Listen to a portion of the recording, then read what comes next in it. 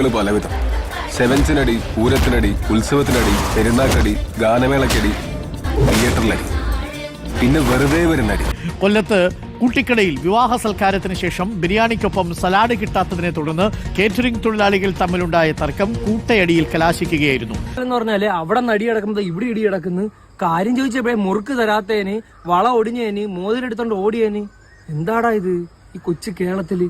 4 പേർക്ക് തലയ്ക്ക് പരിക്കേറ്റിട്ടുണ്ട്. പൊറോട്ട കിട്ടാത്തതിന്റെ പേരിൽ അടിയുണ്ടാക്കിയ ജില്ലയും കൊല്ലം തന്നെയായിരുന്നു. അതിനു മുമ്പ് ലേസ് കിട്ടാത്തതിന്റെ പേരിലും അടിയുണ്ടാക്കിയെന്നാണ് കേട്ടത്. അങ്ങനെ ഇനി എന്തെല്ലാം കാണാൻ കിടക്കുന്നു.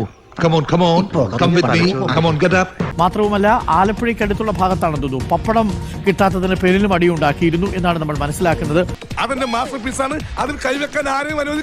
ഈ വിവാഹത്തിനെത്തിയ വധുവും വരനും ഒക്കെ ഭക്ഷണം കഴിച്ചുപോയി, അതിഥികൾ ഭക്ഷണം കഴിച്ചുപോയി. അതിനുശേഷം ഈ കാറ്ററിംഗിനെത്തിയ തൊഴിലാളികൾ തമ്മിലായിരുന്നു ഈ കൂട്ടത്തല്ല് നടന്ന.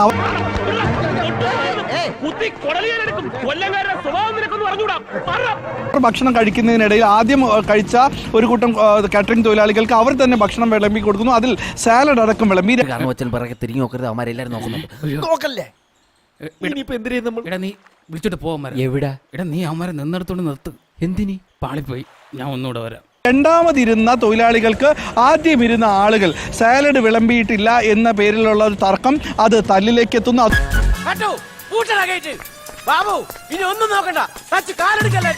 അത് കൂട്ടത്തല്ലിലേക്ക് എത്തുന്നു. അത് പാത്രങ്ങൾ എടുത്തെറിയുന്നു. അതിൽ ബിരിയാണികൾ പോലും എയറിലേക്ക് എത്തുന്നു. അങ്ങനെ ചിക്കൻ കാല് കൊണ്ട് വരെ അടിയായി എന്നാണ് പറഞ്ഞത്.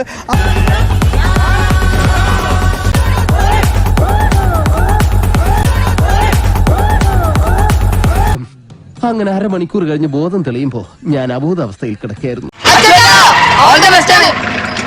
താങ്ക്സ് മോനെ ദിനേശ, താങ്ക്സ് അടിച്ചു പൊളിക്കടാ.